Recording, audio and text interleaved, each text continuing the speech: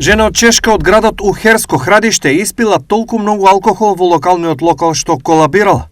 Кога пристигнала брзата помош, сите биле зачудени бидејќи алкотестот покажал енормни вредности.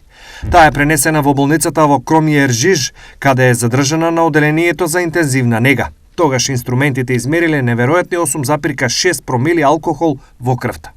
Треба да се напомене дека 4 промили е така наречената горна граница на подносливост, додека се верува дека 5 промили може да предизвика клиничка смрт, пишува списанието Феникс. Затоа е шокантно што жена преживеела со 8,6 промили и тоа секако е медицински феномен, односно неславен рекорд во пијанство.